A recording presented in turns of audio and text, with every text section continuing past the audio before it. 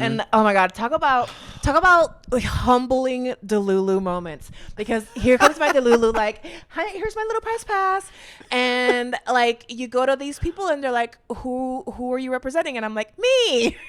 And they're like, who are you? And I would get like, and here's the merch, like literally. And like, that's why I stopped going to DragCon, because I would not pay for the entry, but then I would still have to pay. It was almost like little tiny gate fees. Absolutely. At each merch station to be able to get the queen to talk to me, unless they recognize me. Like there's like a small handful that would recognize me and like, oh, Mimi, come in. But you know, it just became financially not viable to do that.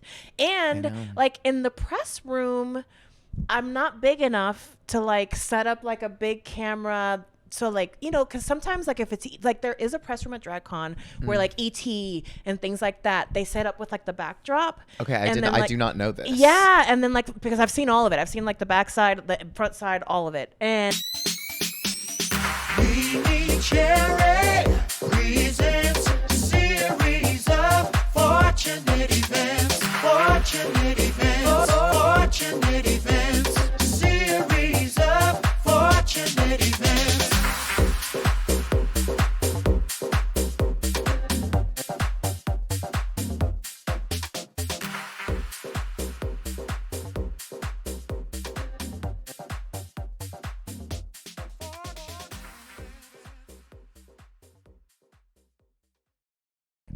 Hello. Welcome back, everybody, to the latest episode of the series of Fortunate Events Podcast. Brought to you by it's still me, MeMeCherry, and the beautiful Virgin Hotel in Las Vegas. But speaking of beautiful and gorgeous and talented, I'm joined today again by... My name is Kyle Craigle, aka Scarlett Business. No stranger to the pod, just a different formation this morning. We love a kiki. We love a little friend hang. Yes. When people ask me like, what's your podcast? I'm like, it's just a fun little hang with a fun person.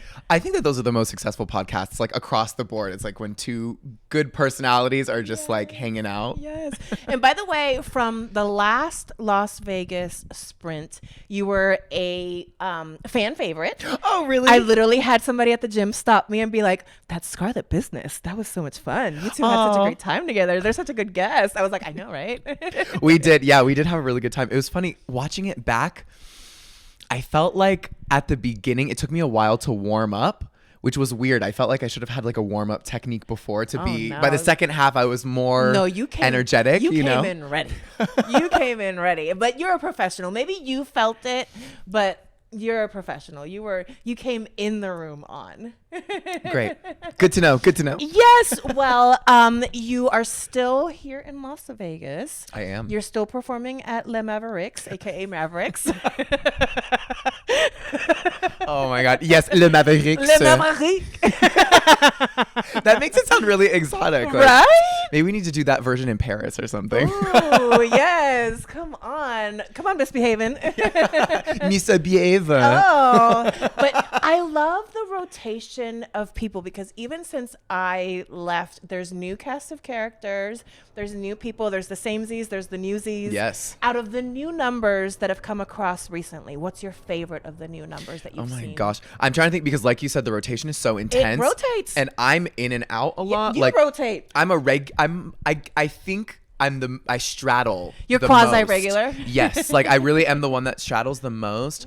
Oh my gosh, wait, who's in the show right now? I was in last night. I'm like, who was in last night? I'm trying to think of what I've seen since I came last time. I think I saw like a duo on some kind of like wheels. The duo unicycle. Yes.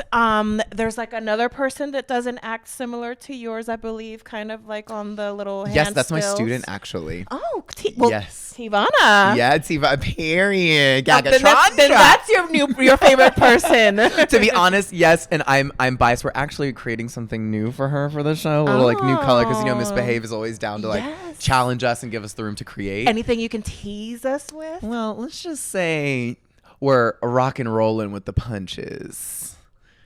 Let's just put it that way. Oh. Let's put it that. Sorry, my eyes a little itchy. Oh no, it's okay. And if my mascara is running, let me know, because Earlier, I looked at myself in the mirror and I was like, I look like I got punched. Why did nobody say anything? Bitch, to you're not me? wearing waterproof?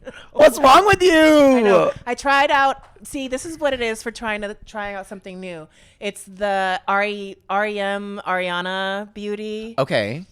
And we went the pros and cons list. yes, the mascara is cute, but it moves with like the quickness. Like I blink and it's like on my eyes. So I don't think I will be repurchasing it. Okay. She has a cute little like pH kind of like, there's this like lip product that is supposed to turn like the perfect shade of pink for your pH. Okay. That theoretically is cute, but like I like a matte lipstick because it kind of like you put it on, it mostly stays. Mm-hmm. That starts to wear away very quickly, and so you kind of have like pink edges and like lip, and like I don't really like that. So like, is the product fucked or is my pH fucked? Right? Is Like- it me or is it the product? Like, it's me.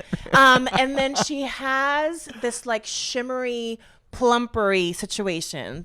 That is cute. Okay. Yeah, it's like a shimmery gloss that kind of gives you that little.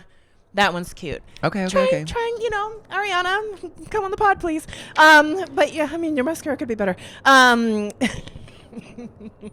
Sorry. What would you recommend for mascara?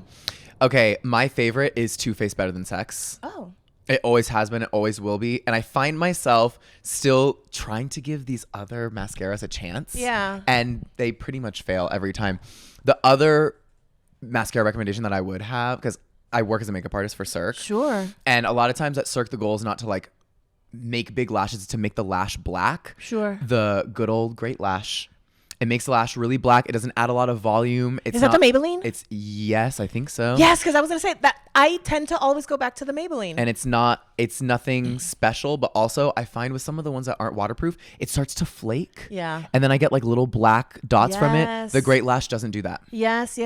So like for the basics, like that Yeah. one's always a good yeah, tried and true. Yeah, and it's interesting, right? Because makeup, like, I definitely believe in like the high-low. Like some high-end products are worth it, and some drugstores are still cute. Like Same old. I love the Lady Gaga House Labs concealer. I have not tried any of her complexion stuff. Love the seems- concealer, but I still use like Maybelline, you know, CC cream. You know what I mean? Yeah. As foundation. Yep. Like I don't need to get the House Labs foundation. I use e.l.f. primer. Yes, exactly. And I still use Maybelline, you know, pencils for my eyebrows, but then MeMeCherry bar. I know. I know. That British cigarette makes a good lipstick. Cancel me. Cancel me. I went through a big phase where I was obsessed with the product because the product is really sickening. It's so good. And I was like, you know, I'm I not going haven't to been order able to anything find new. a lip yet that can replace it. Yeah. Well, the Fenty Beauty lip is popping. But It it just transfers. moves. It transfers. But the formula is lighter weight than his, I find. I do. I like that formula. Oh, you know which one actually I do like is Lamb. The Gwen Stefani one is actually pretty cute, but it doesn't have a color range. Like I have her red that like she has a really good red. Uh-huh. And so I do have the Gwen Stefani Lamb. Lom, lom, lom, lom, lom, lom, lom. The Lamb, that one's cute, but it doesn't have a color range. And that's the other thing about Bepri Bar is that that British cigarette has a cute little color range. And I used to have tons of them. Now I'm down to just like my two signature colors. Which are? Allegedly and Sugar Spike. Bebedly and Boober Bike. Okay, work. For me, it was Celebrity Skin. Yes. And there was another nude just under that I didn't. RuPaul approved. Is Celebrity. Years ago, RuPaul tweeted, Celebrity Skin is the best nude liquid lipstick there is. And the year after, Jeffree Star Cosmetics was one of the huge sponsors at DragCon. They had their booth was the size of this suite. Yeah, for sure. And I bet they sold out all of their fucking inventory. Yeah. I bet they sold out everything. But it was the only year they did it. It was like 16 or 17. Probably. I remember that. Anyways. Yes. Yeah, Yes. it was- Because that's when I used to go to DragCon with my little press pass. Mm-hmm. And oh my God, talk about like humbling Delulu moments. Because here comes my Delulu, like, hi, here's my little press pass. And like you go to these people and they're like, who are you representing? And I'm like, me. And they're like, who are you? And I would get like, and here's the merch, like literally. And like that's why I stopped going to DragCon, because I would not pay for the entry, but then I would still have to pay. It was almost like little tiny gate fees. Absolutely. At each merch station to be able to get the queen to talk to me, unless they recognize me. Like there's like a small handful that would recognize me and like, oh, Mimi, come on in. But you know, it just became financially not viable to do that. And like in the press room, I'm not big enough to like set up like a big camera. So like, you know, because sometimes like if it's like there is a press room at DragCon where like ET and things like that, they set up with like the backdrop. Okay, I do not know this. Yeah, and then like because I've seen all of it. I've seen like the back side, the front side, all of it. And I tried setting up there too, but like PR people, they just like walk right by you because you're not ET, you're not people. And then there was one year that I tried setting up this like in a booth right next to, that's actually what I'm thinking about. Maybe one of these years is getting a booth and doing it like Mom did, that they did the booth style. And so, but what I did that year, like I did this like right outside the press room, and then like people would walk by me and be like, yeah, I'll be right back. And then like they would never come back. So like I've had so many like DragCon like womp womp. And so I haven't been back. I do want to go back, but yeah, I think it'll get to the point. See, now I have merch that I can sell. Now it's worth paying. That makes it better. You have to pay for the booth. Of course you do. You have to pay for. I'm surprised they don't charge for the oxygen. You have to pay for the booth. You have to pay for electricity to power your. What? Booth. Yes. You have to pay for like the tables. You have to pay for like the backdrops. You have to pay for the piping. You have to pay for the this. You have to pay for the that. Yes. That's why Willem's booth is the size of this sofa every time. Right, because it's just like, hey, girl, signing. Literally in a chair with one table of merch and like literally like the tiniest booth. I mean, and that's, Willem doesn't even do that anymore. Poor Willem was kicked out of DragCon last year. Justice for Willem. Willem is my favorite. I've yet to meet Willem, but oh my God, Willem is everything. This is what every single person that knows Willem tells cunty. me. Willem is cunty. Duh. But Willem, once you break through and you like crack through the caramel, it's such an ooey gooey center. And like such a generous person, such a kind soul. Like I'll be in the crowd and she'll see me from the stage and be like, hi, Mimi. You know what I mean? Like it's one of those. I'd love to meet her one day. Yeah. I'm sure it will happen, but yes. Just don't manifesting. Don't play pop or slap unless you want to get slapped. Got it. Got it. You haven't seen her play pop or slap? No, I haven't actually. She does it on stage.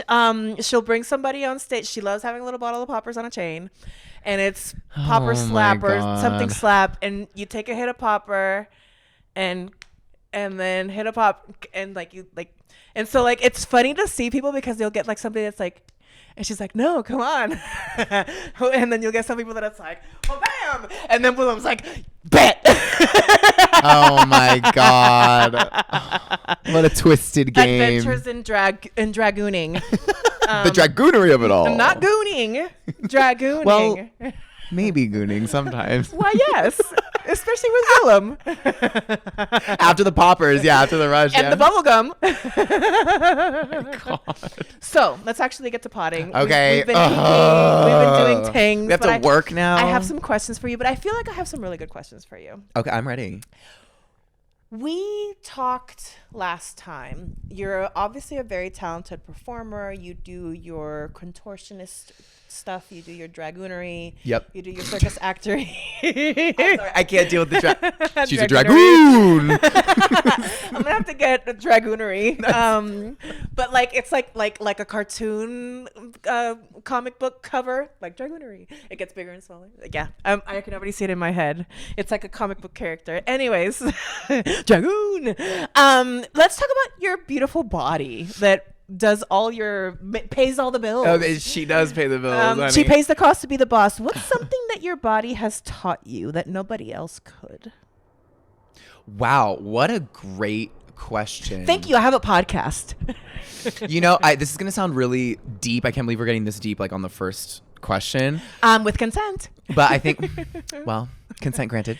I think actually my body, and of course, like the human body is like a shell that we live in, right? So like our body, and I was just speaking to this about actually my student, we were talking about just like how we live in an art form that's expressed through our body, but it's also like the body can be used for so many different things, and it means something different for so many different people, which is why I think this question is interesting. And it taught me that like it's almost like I parallel the body with different phases of life. Yes. Where sometimes the ideals are how do I say this concisely? The ideals can be different, on, baby. Ramble and the optimal can look different. Yes. But you can find like the same amounts of satisfaction and content in such different versions of your body depending on where you are, right? So like, of course, when we're like angsty teenagers and we're worried about our bodies, and like I came up in like a circus school where like I typically wasn't, but people are getting picked on for their body type, for their discipline or Very whatever. like ballet core style. It is. And so we're all concerned. Like I'm someone like I hold on to a little bit more body fat than most men. Yeah. Most of the time, not an issue. But then all of a sudden you're in a show with the guys who can eat they're 30, they can eat a tub of pasta and be 5% body fat. And I'm just not that. I have like a good mid where it's like I can get skinny or I can gain muscle mass. I had friends that were like low body fat that struggled to gain muscle because their metabolism was working so fast, vice versa. And so like you're in that and you're like, oh, I have to look a certain way and to impress these people, da da da da. And then there's other times in my life where it was like, hey, like I don't have to focus on the aesthetics right now because my costume, it doesn't matter. So now I get to focus on just like feeling great and feeling optimal. And I don't know. Yeah, my body has taught me that like has reinforced the phases, like the chapters of life, the phases of life. Yeah. That it all looks different. You can't really experience it until you experience it. Was that a decent answer? Does that make sense? Well, no, and it's interesting, right? Like it's amazing what you can do if you put your mind to it, like what your body can do if you put your mind to it. And you're a perfect example of it. Mm-hmm. I mean, to be able to stand on your hands on tiny, tiny poles and put your feet over your head, like that's like mind blowing. That's like superhero shit. And it's funny, right? Like, I've been in my fitness journey and I started working with my trainer last year. Yes. And I also like work through an app. And so like when I'm not with my trainer, I move to app. And both of them are very tough little ladies that like push you to lift heavy and go strong. And when I first started working with Millie, shout out Millie, I love you, Millie the Rock. I never thought that these biceps would be like this. And she literally took 3 inches from my waist because the scale started to not move. So we started measuring literally. Yeah, well, that's the thing. Yeah, 3 inches from my waist went to my bicep. Like literally, I've been tracking it in the last 4 months. And like, I never thought that I could do this. And so fast forward to this morning, I'm at the gym here in the hotel. And like, you know, when you're like hotel gyms, they have like limited weights, right? Like 1 set of 5, 1 set of 10, 1 set of 15, right? And normally last time, right, I was here, right, like I would have been pushing like the 15s, the 20s. And so I go and like there's only 115 and somebody else is using, there's only 115. And normally I would like start my chest press with a 15, maybe work up to a 20, maybe work up to a 25. But there's only 115 and there's a guy working with the 20s. And so I'm like, hey, can I work in with you? And he's like, sure, fine. And I pick up the 20s. I do my first set and I'm like, oh, actually I can do 25. And so I give him back the 20s. This little girl is like, take your 20s back. I'm going to do 25. Yeah. This is so light. And so I go grab the 25s, get back on the bench, and I'm doing my chest press. And by the 5th set of 5, they get a little harder, right? Yep. And so like at the end, I'm like, and I finish it. And so then another kind of like gym guy comes by and like, yeah, you got it. And like, you know, gives me the little fist bump. And I'm like, okay. And then I keep working out. And then I'm like doing something else. And then he comes by and he's like, so how long you been lifting? I was like, oh, for like maybe 15 months. And he's like, yes, it's beautiful. My wife started, you know, lifting weights and like, it's amazing what it does to the body. Right. And like people think that you just get on the treadmill and do all this cardio. And like, you know, it's funny. Like, you can just tell when like a man just wants to talk to you. Of course. But he obviously like, I think he could tell quickly that like, let me not come across as a creep and let me mention my wife. But then it's Sure. like, but then it's a lot of like, but what are you doing? And here, let me show you how to do something. It's like, it was just kind of funny. But yes, it was just kind of cool. Like, oh, here's this like gym bro, like impressed with like my 25-pound, chest press. Mansplaining can be cute sometimes. Oh, it can. Well, yes. And I got it all on camera because I record myself working out. I love it when that happens. When someone at the gym comes up and talks to you and you're like, I'm recording this. So. Oh, it's totally going to be like in the like narration of like, I'll come up with something. Absolutely. Probably something about like positive gym culture or something like that. Yeah, no, it is good. I think that, yeah. Also with the rise of that. And that's another thing that like you would never expect. It's like for the body thing to go from so negative and strict when you're younger and you're in this whatever to like now, I don't know. Now just like with age, we know what we want from it and I know what I need from my body. I think it's that like I kind of always viewed my body as a tool and now I've like humanized my body a bit more. Yes. It's like I, get what I need from it, live a little. Have you ever heard of the freedom belly? Oh. Where it's like basically I believe it's an Italian ideal. One of my really good friends is half Italian. Okay. And the freedom belly is like when you see a guy at a pool and he has like a little extra between the belly button and the pant line. Okay. You're like, oh, he lives a little. Like okay. he eats the baguette. Like he goes out to the nice dinner. He's not just like stuck hyper fixated. Oh, that's what I'm gonna call it now. Your freedom belly. Freedom belly. And so over the years, I also have like with dating and stuff like that, I've taken note of that where like sometimes people have nice bodies just because they have it. Sometimes they do it because they're hyper fixated. And sometimes when I meet someone with a really nice body, I'm like, because I've gone through toxic periods where I'm really hyper fixated on my body. I'm like, okay, I don't think that I need like a gym rat boyfriend. I want someone who can take care of themselves. Yes. But like the gym rat boyfriend might like, I know what you mean. Because I like to live a little, like I love the ice cream. I love the chocolate. So yes, I know what you mean. And if I'm a little thicker, it looks better in drag I too. was Like gonna gives me a little more cake. So yes, for your profession. like yeah, there's a balance. It There is an does- optimal balance. Yes, it pays off the fact that you can carry a little thick. Mm-hmm. You ain't got to pad so much. Do you pad? I typically only pad if I'm wearing gowns. Okay. For like silhouettes and stuff because this is how this all started. Was my drag sister who gave me my last name was just a bare leg girl. Beautiful. And I was like, this is sickening. So I watched her in shows be the bare leg girl, like in the lineup of like 6 or 7 queens, and it always got a great reaction. So when I started doing drag, I was like, oh, I can be like, I have a similar body type. I love that I know that you have a mole on your butt. Yeah. The recent mole, you mean like based Little off of birthmark. Because I saw a video of you. It's a cut. It's a fucking scar. Oh no. Yeah, it's a scar. I was tucking at Mavericks in a really tight stall while other people were in the dressing room, and I was actually because you were performing recently. And somebody recorded you, and you were like very thong outfitty, and your butt just very quickly went by the camera. And I was like, "Oh, look, there's a little birthmark. I'm gonna have to say something next time I see you." Yeah, no. So I was tucking, and when I tuck to make sure that it's flexible, I crouch down, like all the way down, and then I extend into standing pike so that I can use my full. And so basically, what it makes is it like wrinkles the tape, so the tape has room to move as I'm moving, so it won't pop. Got it. And when I straightened into pike, I guess I was angled weird, and my butt scratched a metal toilet paper dispenser, like deep.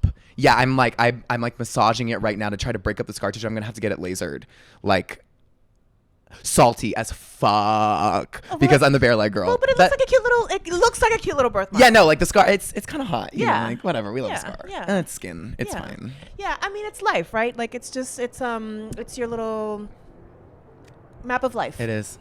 It is. When did you first realize you could make people feel things without saying a word? Because, my dear, you made both me and my former assistant feel many things when you performed. The next day we were both talk about gooning. Well, what kind of things are you talking about? I mean, we were both very like, Scarlett is like kind of hot. And Seamus was like, I mean, I'm not gay, but fuck. Yeah, I managed to get all of the demographics to appreciate the So the sex appeal. So what's it like to make people feel things without even having to say anything? Because like a lot of performers, like they sing, they do poetry, they can make your your juice bumps by saying things, by singing. Yep. You just like walk on stage and you just like, it's just pure emotion that's flowing through everybody. Yeah. The thing that I feel and think the most when I hear that question is how when I first experienced it, which was probably running over another part of the story we covered in the other podcast, when I saw La Nuba, the Cirque du Soleil show that used to be at Walt Disney World when I was 9. Yes. There's one specific act that made me want to start circus, and when I saw that act, I was just like, and like I guess the feeling was numbness almost, you know, but like that show made me feel enthralled. And yes, there is music, there is singing, but it was the acrobatics that made me feel that way. And I had already been competing gymnastics, right? So I'd already experienced like the amazement and wonder that comes from watching someone do high level acrobatics. But yeah, it was like, I remember having that feeling the first time then. So I think that it must have been shortly after that as I started to learn circus and people started to watch, I probably noticed with my parents, like the difference of competing and impressing people with how well I executed something versus like an execution that is wrapped up in an act or a presentation that's not about a score that made people feel happy. It's like the summer camp talent shows and like the elementary school talent shows. Because one thing is to like look in the crowd and see, and another thing is to look in the crowd and see. Yeah, exactly. So I think it's so far back in my experience of discovering performance for myself and then discovering that I wanted to be a performer, that I love being a performer, that it was somewhere there. But now in terms of my drag career, it makes me feel satisfied. Yeah. And not because it's my only, not because it's like an egotistical goal, but it's because there are certain words, and especially at Mavericks, people will come up to me and they're like, if they point out some of the performance quality details that I place importance in for myself. I'm like, okay, when I'm on stage, I want to focus on this and this, and I want it to feel this way for me, because I know that if I feel that way, I'm optimizing my projection. It just makes me feel good, because it makes me feel like I did my job. You delivered. Yeah, because the piece at Mavericks, you know, I always, I'm a big fan of performing a piece, and obviously at Drag Brunch, the concept is like, okay, I'm shaking my bare ass, please give me dollar bills, which is so much fun. I love that too. But a lot of times with my circus acts, I have a goal of having a superficial line that anybody can appreciate. Sure. Like, okay, great.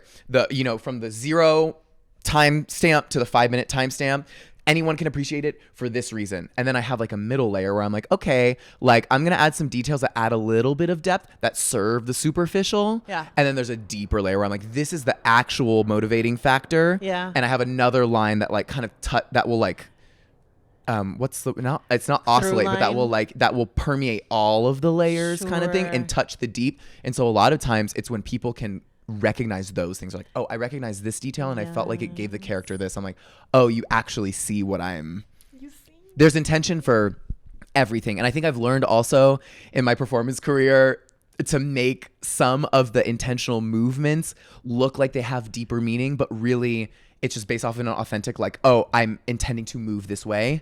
Whereas in that act, I intend to move this way because it serves my character and like my backstory line in a specific way. Yes. Anyways, so I always have those goals. So I like to... You're so intentional. That's probably why you're so powerful in your performance. I guess so. I like to see which ones people notice. It's like a game. Speaking of powerful in performances, you just did a great one. We've reached our first commercial break. I can't believe time has flown by. Oh my God. We're going to come back right back. You come back. You come back. Please. You stay there. Stay. You stay there. I will. In my crumble opinion. Hi, I'm Phoebe Cakes, and you're tuning in to In My Crumble Opinion. Hello, my little crumb whores. Hi, my little crumb dumpsters. Hello, my little crumb guzzlers. Welcome, my little crumb dumpsters. Hello, my little crumb guzzlers. Hello, my little crumb hungry sub-pigs. Hello, my little crumb buckets. Hello, my little cum lovers. Oh my God, I said cum lovers. Hello, my little crumb lovers. Go ahead and like, subscribe, hit that notification bell. Follow me on all social media platforms. Oh my God, that was so gay. Yeah, that was gay. Once again, I am Phoebe Cakes. In my crumble opinion. Hey, we're back. We're back. I brought my coffee. Cheers. Oh shit! I swallowed a bit before we cheers. It's okay. That's bad luck. Normally swallowing's not bad luck, but I'm not gonna touch that one. We're back with Scarlett Business, aka Kyle, aka this gorgeous creature. We are gonna keep potting, but before we keep potting, Miss MeMeCherry has been the ever-present, constant growing entrepreneur that can't just build one business, has to build two, is in the process of officially launching a micro bakery. is this the official soft launch? Well, we are in soft launch era. Okay, soft We are launch in era. the soft launch era. Love. The idea is in the next couple of weeks, I have to take like a food handling class and get a Interesting. permit. And then once I get my food handling permit, I can get my official permits from the city for like cottage food laws that basically Okay. I can make food out of my apartment and sell it. Nice. Get my Class A license. And so it's Little Batch Company. You can now go to littlebatchcompany.com. little batch. See? Oh my God. And it's funny. Oh my God. What? Oh, send her. Oh, I got you good with that one. So Little batch. so this weekend we're in soft launch era because there was another soft launch this weekend at Rollin' with the Homos. Mama Celeste challenged me to make some cake for Nikki J's birthday. And so I made a bunch of cupcakes and cake and stuff like that. And I brought it to Rollin' with the Homos. I dropped it off. And then the next day, Celeste texts me and they're like, oh, Ali Scat was having your cake and was asking like, oh, who made this cake? And I said, oh, MeMeCherry did it. She's starting a micro bakery, Little Batch Company. And Ali Scat said, is it like Little Batch? Is that Little Batch? And I was like, oh my God, I'm going to have Ali Scat do a commercial doing that. And then cut to. Did you not realize that it was that was not the intention? I think subconsciously. Yeah. I think subconsciously too. Subconsciously, it was there. You little batch. You That little reminds me of shoes. What was his name? Kelly. Shoes. Oh my God, shoes. Oh, Let's get yes. some- You You little yes, batch. you little batch. That's what that was. Yes, you little Oh batch. my God! So If you now- could get that To do to it. happen, Yes. that would be the fucking I think I know somebody moment. that might know somebody. That would be the fucking moment. I think I know somebody that knows somebody that, because they have been booked for gigs through my extended network. So, long story short, Little Batch Company, aka Little Batch Co., aka Little Batch, Little batch. is in its soft launch era. I have entered the sourdough arena, and as part of the sourdough process, there's like this whole thing that like you have to like get rid of some of the sourdough, but I don't like to waste. And so I looked up things that you can do with what's called discard of the sourdough. Okay. And so I was unaware of the discard. Yeah. And so like some people just throw it away. I think that's wasteful. And so there's people that have come up with recipes of like what you can do with the discard. Okay. And so with the discard of my Joni Luki's sourdough starter, I named it after my grandfather. Oh. So because I bought a sourdough starter from a San Francisco family that it's been passed down for 104 years from that grandfather. Shit. And so since it's a grandfather sourdough, I called it after my grandfather. Okay, and so these are high protein, because duh, for the gains. High protein sourdough espresso chocolate chip cookies. I would like you to taste test and rate and tell me if I should have this on the permanent menu or not for Little Batch. This feels like a lot of pressure, you little batch. Hang on. This is when I wish that I had titties to like squeeze the mic. Here. That's what my other hand is for. Do ASMR. you feature ASMR on your podcast? Did we do ASMR last time? I think we did. I Not fucking for you. love cookies. I love sourdough. I love espresso. I love chocolate chips. So I don't see how this could go wrong. And I love protein. Beautiful. Don't we all? Protein. Do you even protein, bro? How many grams of protein are in this? I have double digits. I have to check BAT BPT, but double digits for sure. It's really good. Yay. It's the perfect amount of salt. Yes. Because you need that little bit of salt with the chocolate. I'm just going to finish this. So Yes, you guys finish. get to listen to me Nom, chew. nom, nom, nom, nom. So I hope that gets you a little rock hard. Yes. Or maybe soft medium. Yeah, I mean, I'll accept chub. This is really good, actually. Holy shit. Yay. The snack that you gave me last time. What was it that you gave me last The time? last time I gave you a Swedish cinnamon bun. That shit. I didn't even make it like out of the parking lot without eating all of it. It was so fucking delicious. Oh my God. I need to put those on the menu too. That one has to be. It was so good. It reminded me of Europe.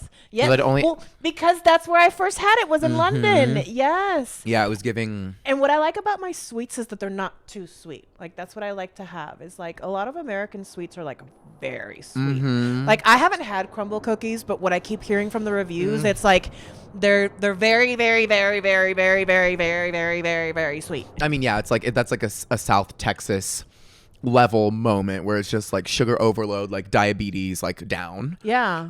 I also love that because I'm from South Texas. You know? Shout out Houston. Well, I think it's the Mormons because I think crumble cookies is from Utah. Yeah. And Really? Like, yes, because and the thing is that the Mormons love their sugar because they can't have caffeine.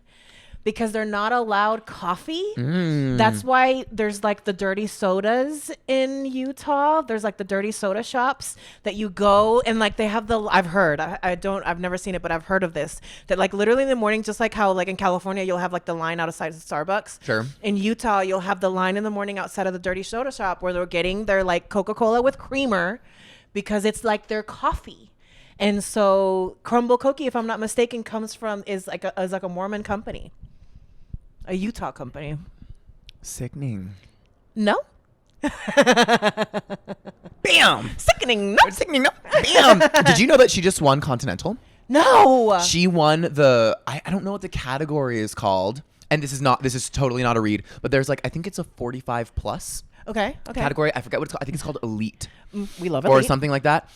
Or And like they like to call us in tech sages. Tech sages. But to my knowledge, she was the youngest person in the category. Beautiful. And she took it home. Period, mama. I mean, she's a pageant queen. I mean, she is. And she looks sickening. Yeah. And she makes like all of her stuff. Yeah. She's fucking fierce, bitch. That's my next Pokemon evolution. I need to learn how to sew. That'll be next year's goal. It's really fun. It's really fucking frustrating, but it's so worth it when you learn. Because I want to be able to take things that like fit me well and like buy fabric and like make a pattern out of this and like do it in like 10,000 fabrics. You know what I mean? Totally. So beautiful. So out of 10, what did you rate this cookie? Okay, so on a number scale, honestly, especially considering it's a high protein, I would give it a really good 8.5. I'll take it. The thing is that I fucking love sugar. Yeah. So if it were sweeter, You'd like it I even would have more? liked it more. But it's a great balance. It could be more coffee. Oh. I didn't really taste the coffee. Oh. Maybe that's because I needed a palate cleanser from the coffee that I'm fucking drinking. Idiot. Kyle's dumb. I never said that I was smart. I said I was pretty. You're talented. And talented, yeah, pretty and talented. But no, it was super good. But not on a number scale. I would give it. One of my old handstand students, who's also named Kyle, just gave this to me, and only a straight man who understands gay lingo could have come up with this. Or that's my theory. On not a number scale, I would give it Fierce Feroce Super Boots. I like Fierce Feroce Super Boots. That one gagged me. House down. It's Super Boots. Super Boots. He said, House down, Fierce Feroce, Super Boots. I was like, wow, you became better at my own game. Like, anyways. So, Super Boots. With your multidisciplinary act that you have that involves using your body, I can only assume that pain is just part of the process. It happens. Yeah. What is something that people don't know besides that about such a high disciplined industry that you're in? Like, what do people get wrong? In terms of pain or just in terms of? Because I feel like people don't realize like the pain behind the mask, the sweat behind the makeup, the tears behind the joy. Like, is there a little sad clown? You always ask me these questions where I have to segue with the first thing that comes to mind, because like you ask me questions that actually hit me personally that I do have commentary on. Of course. Hello, I have a podcast. No, literally, these are fucking great questions. The one thing in my experience with the multidisciplinary aspect that people, I wouldn't say people, if someone were to sit down and think about it, they would think about it. Sure. But that gets easily discounted is the input to output ratio. So a lot of times people, and this spans across a wide variety of people, like from close friends to people who have no idea. The word that always comes out is you're so lucky. You're so lucky that you have this. You're so lucky that you have that. You're so lucky that you have this opportunity that I don't have. Or, oh my God, you're so lucky to like have all these opportunities and She's so lucky. which is totally true. She's Like a star. I believe in luck. But she cries. How dare you clock me on your podcast? But like, I do believe in luck for luck's sake. I do believe in creating your own luck.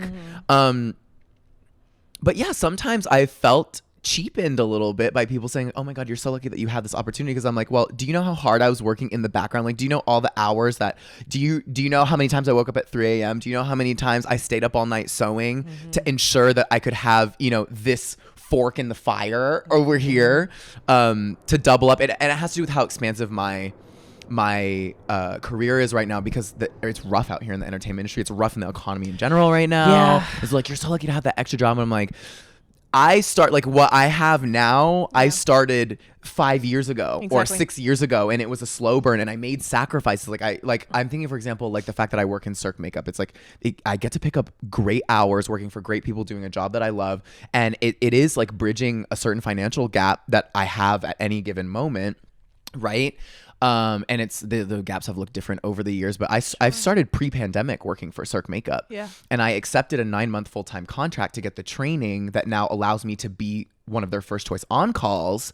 And in that time, I was giving up circus contracts, or like, I remember I would work full-time Monday to Friday, and then on Friday night I'd take a bus to a different city to do drag over the weekend and then come back, like no days off kind of thing. But nobody sees that, right? Is there a union for any of the kind of work that you do? Because I know there's no drag union, No. but like There's no drag like, union. There's no circus union. Yeah. I think the only thing that I could get a unionized job for would be wardrobe, like in the future. But I've never had an official wardrobe job. Yeah.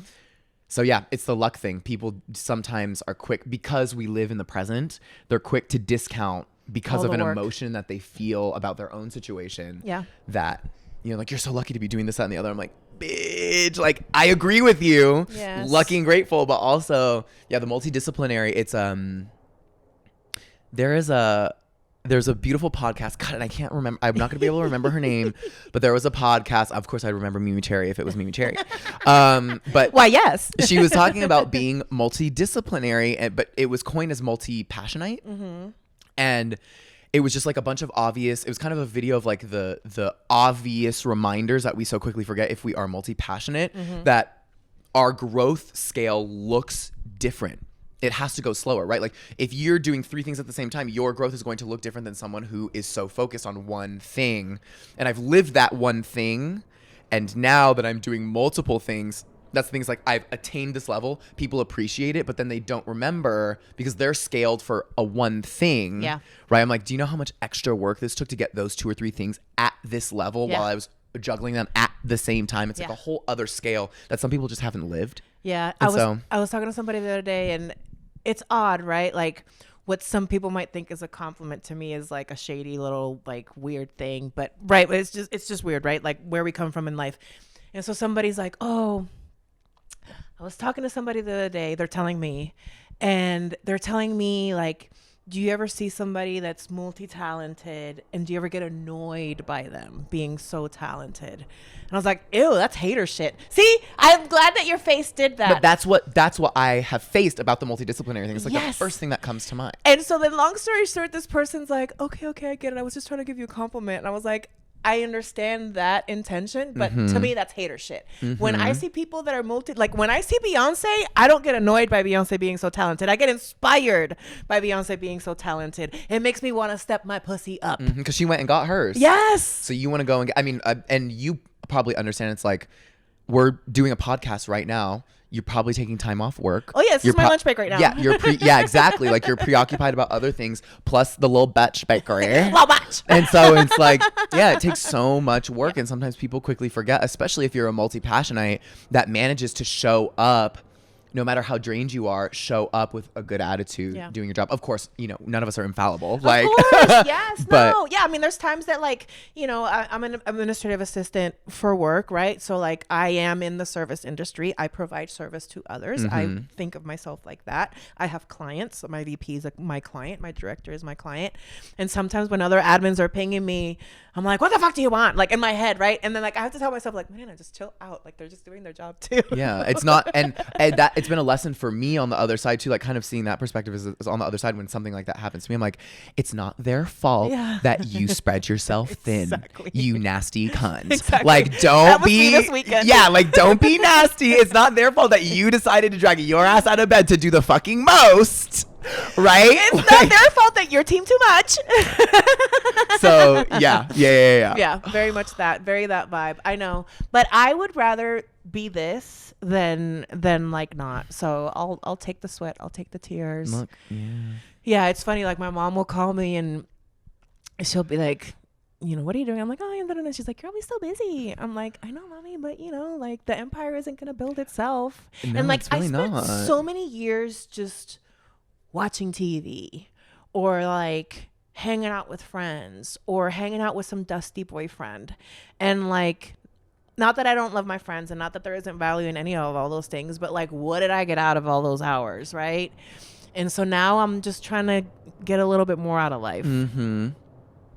But there's balance. Yes, there is. There is balance. There really is. I know. That's why, like, I'll probably have to not, like, so I had Scotty Bunny here yesterday, and they graciously extended an invite to come see the Mavericks show tonight. And I would love to, but I have to tell myself I need to chill out tonight because I literally have 3 of these tomorrow. Yeah, that's a lot. Yeah. You can take the break. Yeah, exactly. You don't have to go do the hang out by the most. pool, Mariana. Go have a mocktail. Are you ready for a quick little game? Yes. Always. Snatched or stretched is our game today. Okay. Is our first game today.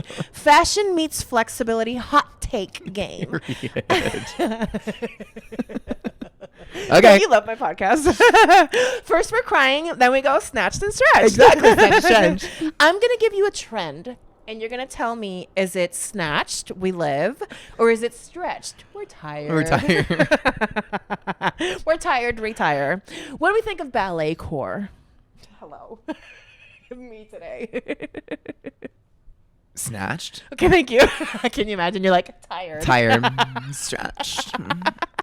I love ballet core. I am new into this like world of like color and like cutesy little girly things for so long. I was like a black and gray tech girly. Okay. And like leggings and like hoodies. Totally. And now I'm just like this cutesy little. No, it's like, cute. It's classic. girly It's girl. timeless. That's what I like about ballet in general. Classic. It's timeless. Mermaid leggings.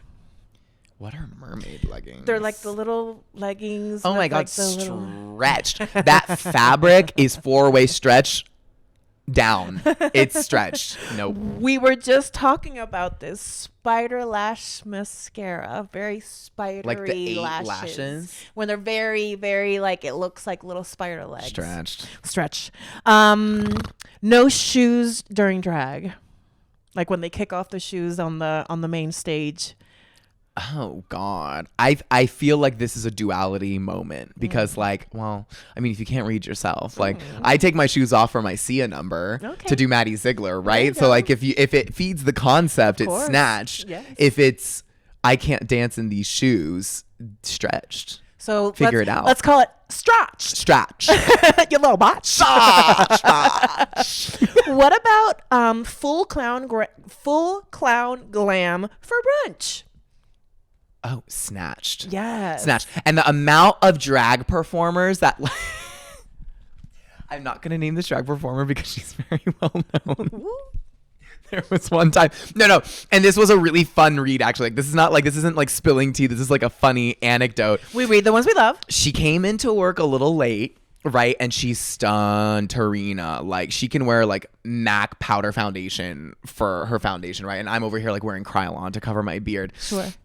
And she was putting on her makeup and we were getting dressed for our numbers. And she was like, ugh, like the thick liner and the rhinestones and the blush and the highlighter. She was like, that is doing way too much. Nobody wants to see that during brunch.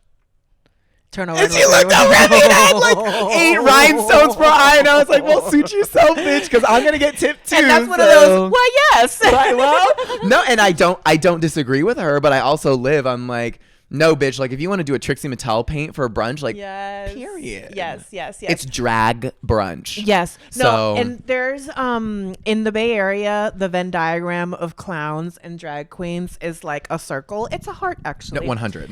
And I love it. Like there's a resurgence lately of like clown drag, and I just love it. Oh my God, Rolling with the Homos this weekend. Shout out. This pageant was everything. It was this year's pageant. So what happens is like every season they'll pick out who they think is the highlight, and they get invited to perform at the beginning of the next season in the pageant. Okay. So this weekend was this year's pageant, and oh my God, in the first half there was a clown number that like they had the win up until in the second half who actually won performed. But this number, they're clowns, they're performing.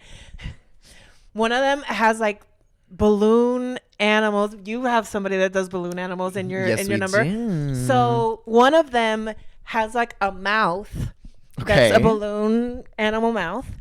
And then out from around the corner comes this giant balloon animal penis.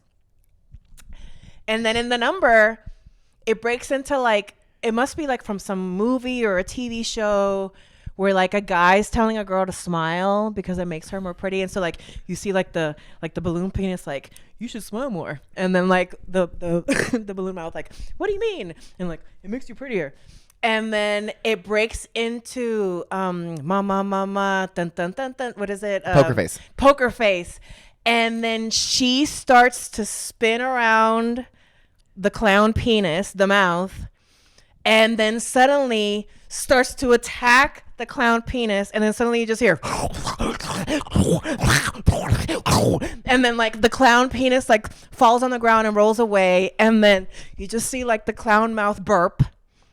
Oh my God. And then Poker Face finishes, and that was their number. Can we also talk about how that's great because it's reinforcing the line of the recent years that we found out that Lady Gaga managed to get the phrase "fuck her face" on mainstream radio uncensored for years. Yes. Love that. Clown drag brunch, yes. Yes. Sorry, Anytime. we just went down a rabbit hole. No. It's a great rabbit hole. Long story short, check out Rolling with the Homos. Last but not least, it's interesting. Duct taping yourself into your outfit. What? So like I've seen this, and first of all, why? It's a thing that I've seen, but I don't understand. Why do they put duct tape under their wig? So they can pin into it, or they can put lace glue on top of where their hairline would be, and they don't. And I know sometimes some girls will like corset themselves with yes, like, or duct they tape. use it to keep the tights up. So that it so cinches that's and what it I keeps mean. the Like tights up. I've seen it as a thing, but I never understood what the concept, like what the function was. Well, the last time that I saw it, it was actually Candy Muse. Oh. Candy Muse was doing brunch at Gypsy with me, and she was changing costumes, and she was taped in. And we were talking about it, and I was like, why do you do that? And she's like, bitch, it keeps the tights up. And I was like, oh my God. I would have never thought. Then you don't have the, Us thickum girls, we get roll action. Well, the roll or the... I've like bought the right size, and then it shrinks as you wash them, and then it starts to fall below like your high cut. Anyways, so honestly, it's Snatched. What was the snatch? I think it's snatched because if it works for you, it works for you. And it literally snatches. I mean, you. I tape other stuff, so how am I gonna judge someone else's use of tape? You know? Do you ever talk to yourself in the mirror when you're getting ready? 100%. What do you say to yourself in the mirror when you're getting ready? Yes, bitch. Oh. Period, mama. Or, well, yeah, I think I talk to myself not in the mirror, though. I talk to myself a lot, and I talk to my dog. Thing. Allegedly, someone once told me that it's a sign of intelligence, and I was like, I'm running with that. Yes. It's a sign of intelligence or schizophrenia. Like, No. I think the schizophrenia is if voices are talking to you. oh yeah, true. Once again, I said pretty, not smart. No, yeah, I do talk to myself hype myself. So you have to be your own hype man, or you have to be able to sometimes. Yeah. Or hype woman, or hype they them, or hype Hype person. they them. Hype they them. Yes. Why, yes. You see they them vegan vegetarian. Is there a part of your makeup routine that feels like putting on armor? Ooh. For me, it's my brows and my lip. Okay. Like I feel like it really changes my face. For me, it's the darkened corner. Oh. So I have this technique that originally, shout out Nikki Tutorials, is from a shape that she really popularized, which is kind of like she popularized it from another makeup artist that teaches this technique, but especially because she has hooded eyes, it's like the concept of drawing the shape that you want on your canvas, right? And I'm halfway between hooded and not hooded. Yeah. But yeah, my like go-to shape is like kind of a thick oval up here, and it really like yanks my whole shape. And I do it in and out of drag, and I do it in the cream step. And once I get the black eyeshadow on top of the cream base, then I'm like, oh, I'm in drag. I have to try this out because I have hooded eyes. Mm-hmm. Yeah, draw it on top. I know. I think about it sometimes. Like, it's funny, right? Like the things that you see as a child that you don't understand why grown-ups do, and then you become a grown-up and you're like, oh, that's why she did it. My aunt, and I think this is like a family thing, like this eye, right? And I remember when I was a kid, my aunt got like the surgery that like takes away that little extra fold. Mm-hmm. And sometimes I look at myself in the mirror and I'm like, to yank or not to yank? That is the question. I know. Do I invest in my business or do I get snatched? Has there ever been a moment when the glam cracked? What do you mean? Like, did something like fall apart? Metaphorically? Let's say it like literally. Like, did something ever, like, did an outfit fall apart ever? Oh, well, I mean, my first drag performance, my wig flew off my head, like was coming undone. Went to my sister who pinned my hair, and in the middle of my number, and she like yanked the pin back in and like slapped my butt as I walked back on stage, and then it just wasn't working, so I just like chucked it off and like. There was once a full video of my first ever drag performance, like paid drag performance on YouTube, and I begged the person to take it off. I was like, can you please take this off? Like, I'm trying to like actually like full on brand myself. And you know that these like drag, because one day manifesting the race, right? So like the Drag Race gremlins in World of Wonder would like find that and like put it on an international anyways. Of course. But besides that, I've had the socks fall out of the bra. But otherwise, no, I wouldn't say. This is all in the same era. This is like all within the first 18 months. I was wearing a snap crotch leotard that popped open, but I was wearing tights, so it was fine. Learned that if you are doing drag and you're doing acrobatics and you're wearing a snap crotch, that you need to just sew her together. Yes, you just need to hand sew her. And even if you have to do it every performance, like you're hand sewing it in. But otherwise, no, I haven't had. I'm trying to think too. No, I really haven't had costume pieces like explode or break. No little Janet moment. No, I mean, I've had like some lip come out of a tucking panty, but a little bubblegum. Yeah, but that's like, I feel like that reinforces the fantasy. Of like course. that like heightens the illusion. It's like, oh, she does have labia. So I feel like it didn't it didn't work against me. Well, on that note, we have reached our second commercial break. Oh! We're going to come right back. We're going to play one more silly game, and then we're going to do a quick little Patreon, and then I'm going to very, very sadly let you go. But you don't go anywhere just yet. You stay right there. You stay right there. We'll be right back. Stay. I was wondering, do you remember that you have a Patreon? Wait, I have a Patreon? Now, correct me if I'm wrong. Not only do you have a Patreon, but you also have a certain level of each Patreon that each person can aspire to become. Yes, you can aspire to be one of my patrons. What is the first level? Well, I'm so glad that you asked. The honey level. And in the honey level, you're going to get a sticker in the mail. You're also going to get production credit. Hey. And you also get access to hot cam footage, editing footage that used to end up on the editing room floor digitally that now ends up in your hot little pockets in your honey level of the Patreon. What Yes. is the second tier? We have a sugar tier. In the sugar tier, you're going to get not one sticker. You're going to get 2 stickers in the mail every month. You're going to get the production credit. Hey. You're going to get the hot cam footage. Okay. But you're also going to get the new Patreon exclusive What's in My Snurse and or just other Patreon exclusive content that would not be at the honey level because honey, you're okay, but you're not sugar. If you take sugar and you throw it in a pot Put a little heat on it. Okay. You get caramel. There's a caramel tier now? That's the top tier. Okay. I have to know what is in the caramel tier. What's in the caramel? You get 2 stickers in the mail every month. You know that you also get a little note handwritten by me? What? Yes, everybody gets a note with the stickers. Well, that's fun.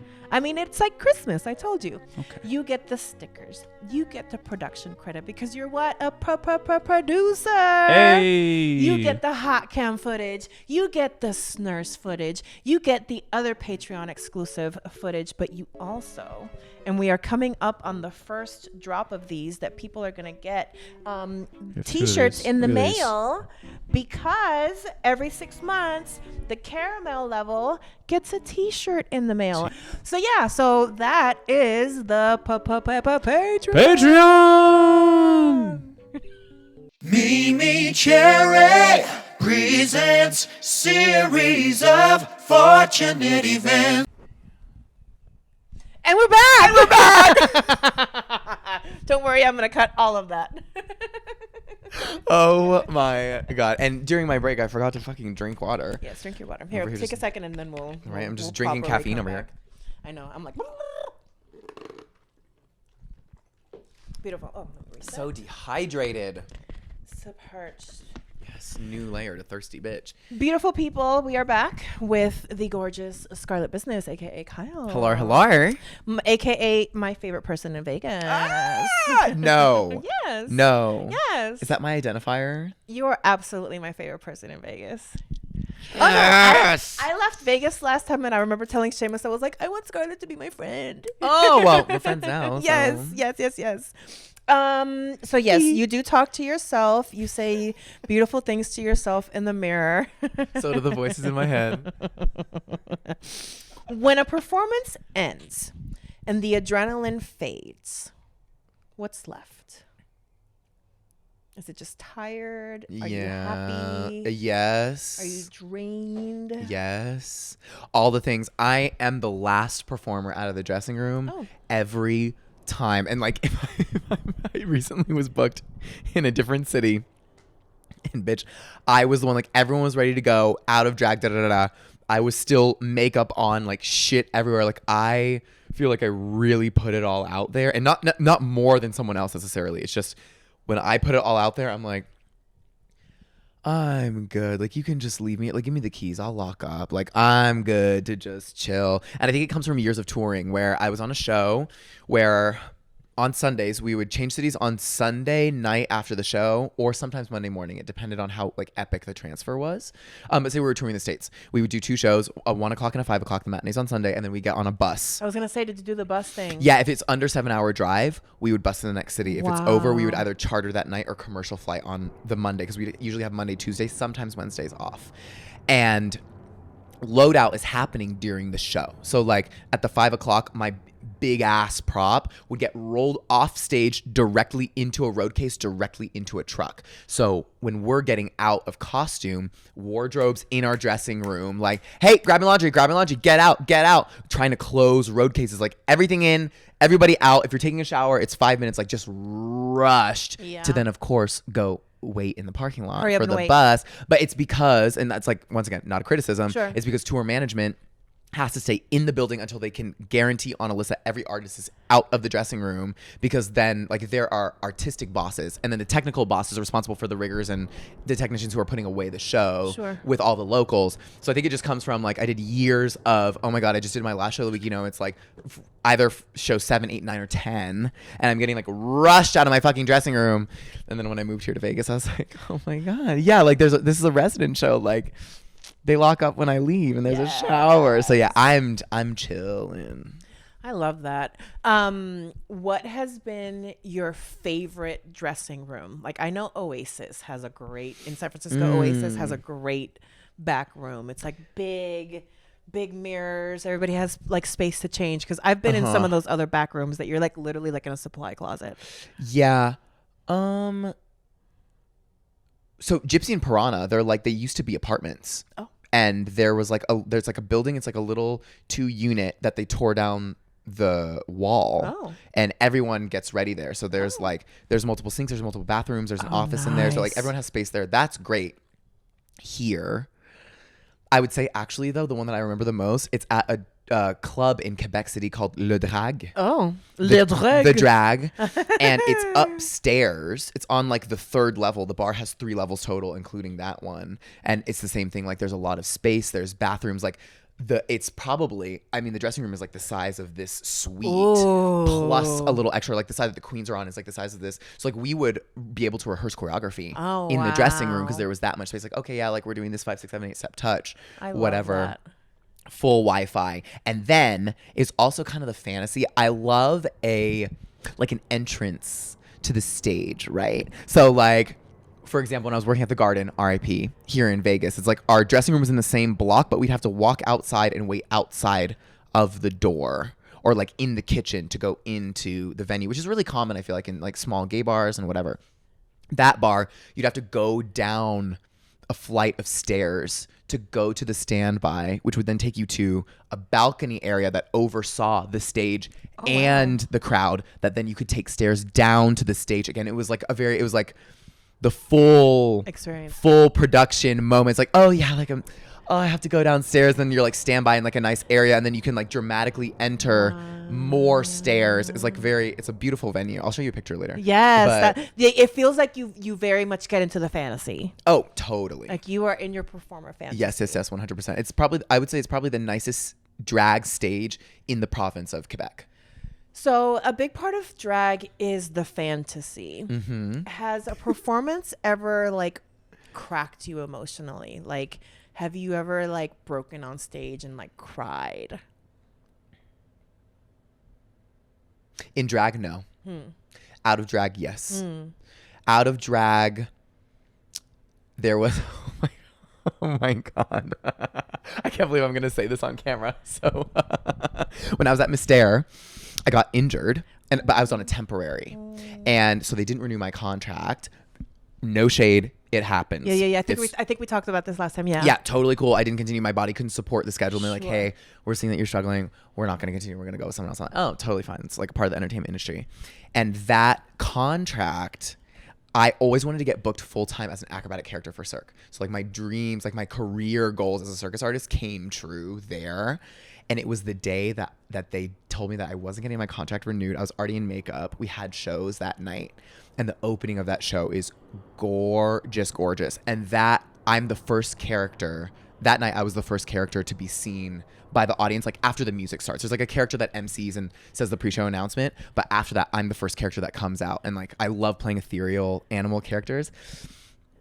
And that night, like the theater is so gorgeous and the lighting's amazing and the music is epic, and I was crying on stage, but out of happiness. It didn't break me emotionally, but I was crying because I was like, oh my gosh, I finally, like this dream finally came true. I'm so appreciative of this moment. And now like the chapter, now I have like an end date to the chapter on this specific show. Yeah. And it was actually a very happy moment for me because I felt like it was my first Cirque show. 20 years before that was the first time that I ever saw Cirque du Soleil. And now I'm here. I'm like, oh my God, I had the full circle moment, like the full fantasy.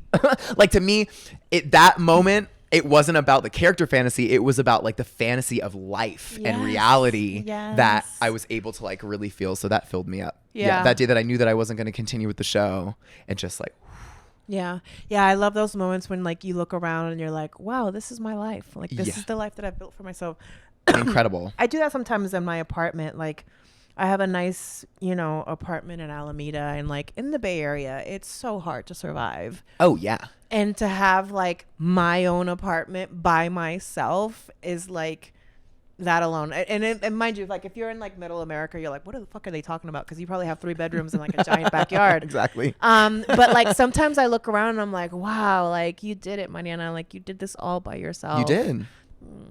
Meow. So yeah. Isn't it amazing what we can do when we put our minds to it? It is. That's why like when I try to coach other people about, meeting their potential, because for so long I skated by just doing the bare minimum, and I had a bare minimum life. And as soon as I started putting a little more effort into it, and I started putting a little more work, and I stepped my pussy up, my life got a little bit better. It's just funny like that. Mm-hmm. Let's do a quick little like speed round. Speed. Speed round, very fast, very fast, very Come fast. on. Trisha Paytas fast. Favorite eyeshadow palette. Ooh. Okay, my favorite is not my most used. But I would say. Oh, such a hard question.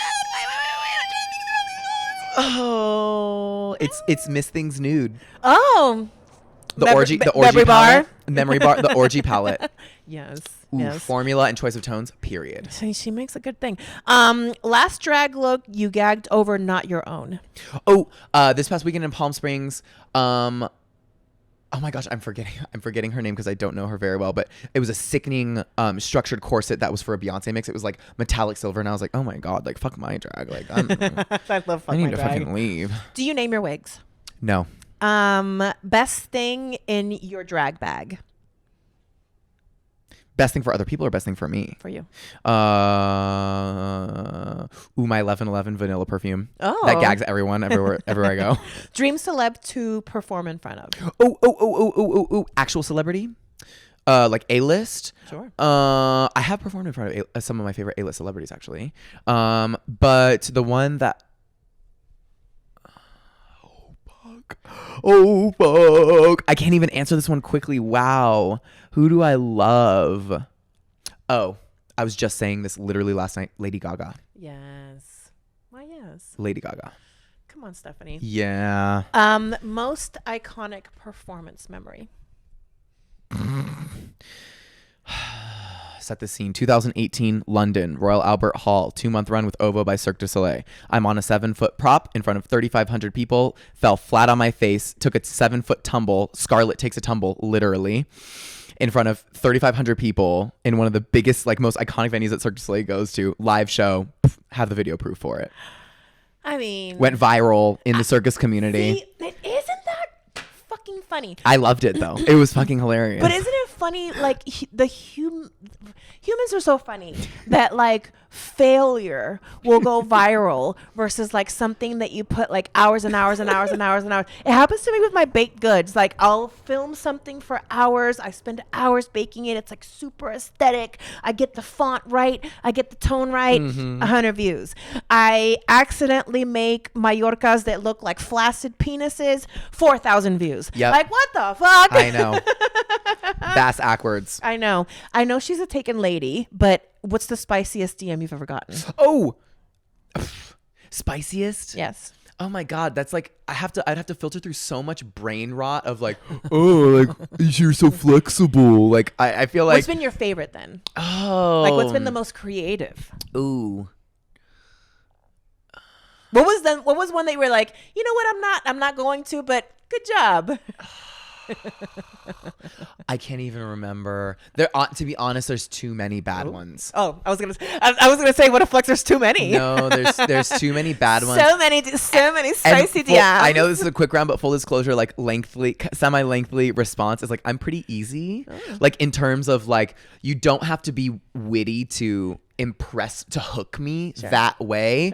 So like if someone sends me like an average message and is like, wow, you're really handsome, and I like look on their profile or I know who they are, you know, and it's like I know aspects of their personality that are redeeming, I'll respond to it better than like, oh, that was such a fucking great joke, like I would have never thought of that. Yes. So I feel like it's more about the vibe. This is an intention thing. Yes. It's like vibe and intention goes further for me than just like you have to make me laugh at some point, but it doesn't have to be, I don't know. To get me hooked, it doesn't have to be like really witty from the top. I like vulnerable people actually. Yes. So if the walls are down and you can actually show me who you are, I'm way more inclined to respond positively. So then that's the thing is like the ones that I respond to the best aren't spicy. Yeah. You know, they're like meaningful. It's like, hey, like I really loved your performance. And by the way, like I think you're so handsome. Like I'm so appreciative of like the things that you do and like who you are. Yes. That I'm like, versus I'm like, horny you're for so that. hot. Yeah. Yeah. I'm like, great job, dude. Like, you know. Yeah, I get it. What's a drag hell you're willing to die on? A drag hill that I'm willing to die on, like a como se dice, like a point of view of like something very specifically in the drag community that you're like, I will die on that hill. Like some people are like, if you're not wearing nails, you're not doing drag. Yeah, like, you know what I mean. Okay, the reverse to this question is like, I don't give a fuck about earrings. Okay. Girls always read me for earrings, and I'm like, then you do 15 front walkovers in a row and flip your hair and tell me how meaningful the earrings are. I'm like, oh, did the earrings get you tipped more than me, honey? Oh. But the drag hill that I will die on is that acrobatics aren't the best form of drag. Oh. And I seem to get a lot of praise for it, but I like all types of drag. Sure. I'm just as entertained. Like, if oh no, I got it. We found the hill. I got it. This is the hill. This is the hill that I'm willing to die on. I will have so much less appreciation for drag if drag queens start to learn how to properly perform acrobatics. Talk to me. Like a shitty cartwheel. I live. Like, people be like, ooh, that cartwheel's so shitty. And I'm like, that's what made the performance great. Like, I will die. Like, the drag hill that I will die on is shitty drag acrobatics. Like, mediocre, no training, like backyard from like kindergarten. Then you're going to love Bay Area drag. I live. I'm like, please, no, don't fix it. Like, people ask me for help and I'm like, no, your forward roll is perfect. Don't fix it. And it's not a read. It's like, I don't know why. I love that. I love the discourse of like the cunty drag queens that are like, not all drag is valid. It's like a very big conversation in the Bay Area because there's a lot of drag expression in the Bay Area, and there's a lot of crunchy drag and like bearded drag and like all of that. And like, I have friends that do bearded drag with no wig, and like, I'm sorry, Beefcakes is one of the fiercest performers out there with no wig and a beard. Like, clock her. She'll fucking drag. Like, she jumped in the bay on roller skates. Oh my God. Like, hello. So yeah. All drag is valid. Well, yes. Okay, let's do one last little. You can. It's so silly. Contort or confess. Okay. You can either contort and share a spicy, revealing behind-the-scenes story. Oh my God. Or confess and you answer a cheeky or unhinged question. Would you like to contort? Who would you like to confess? Confess. I've contorted enough in this podcast. Have you ever fallen in love with another performer? Yep. 100. 100. That's not happening to me right now. Which My God, celebrity? He's gonna see this. Allegedly, maybe in Minecraft. Which celebrity wouldn't Minecraft. survive? I forgot about that. Which celebrity would not survive a day in your heels? A proper celebrity? My God. Literally, I feel like there's like an infinite list. If you can't handle the club, another club, no sleep. There's a lot of celebrities that can't handle that. Yeah. That. Why, yes. The list is infinite. Maybe a former assistant of mine. Last but not least, who's your current performance crush? Oh my God, my performance crush? Yes. Because you're mine. Okay, wait, really? Yes. I'll take that compliment. Okay, no, this is actually really funny because I feel really vulnerable saying this because I actually didn't have I was out most of the time when he was at Mavericks. Oh. And it's fucking Monkey. Oh. Do you know Monkey? He what is his full stage name? Look at this. I'm like, oh my God, I have a crush on him. I don't even know his fucking full stage name. What is their number? It's like the ballet burlesque monkey with the banana. I didn't see. Wait, not Raquel. No, not Raquel Reed. Not Bubba the Gorilla. Okay. No. Because that's another performer crush of mine. My God. I mean, obviously, yes. I mean, I feel like Banbury. I feel like all the girls who close Mavericks actually. Banbury, Raquel Reed, and Alex. My bisexual panic. No, seriously, those girls. They're all my performers. When that gorilla outfit comes off. Woo! This is the reason, like, those girls are the reason why I do drag. So it's Monkey, and that's like a half. That's what everyone calls him because it's like half of his name. God damn it! What is? I'm gonna have to look him up. You're gonna have to look him up. The act at Mavericks is fabulous, and then also my OG performance crush is my friend. Shout out to her. She may or may not watch this podcast. I don't know. Her name is Angela McElroy Wigger. She's a beautiful contortionist who does aerial hoop. Nice. And she's currently performing at the Hook, which is a Spiegel World show at the Caesars Palace in Atlantic City. Oh my gosh. And she's one of my OG drag inspirations. She's one of my favorite performers of all time. She's so electric. Have a crush on her. I love it. Had a real crush on her in real life too. Oh. We dated for a while. Oh. Yeah, I love her. Obsessed with her. I love this. And yeah, it was like another chapter. But yeah, we have a great friendship, and I just like am still so enamored with who she is as a performer. I love it. Well, my dear, No. I know. Don't fucking say it. I know. Don't say it. You're not going anywhere because you are going to stick around for a Patreon segment. But this main show, sadly, I know I want to cry. I want to fucking cry, like for real. The main show has sadly come to an end. But before we go, August 7th, SF Oasis, MeMeCherry's Big Bake, aka the Bay Area's first reverse roast. Please come get your tickets. They're on sale right now. Let's see. By the time that this comes out, you'll know that I'm in the show. You'll know that Seamus is in the show. There's some other Bay Area icons that are a part of the show. I don't know. Stick around. You'll find out very soon.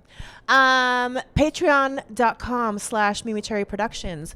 Please come over to the Patreon. We're going to play one more silly game over at the Patreon.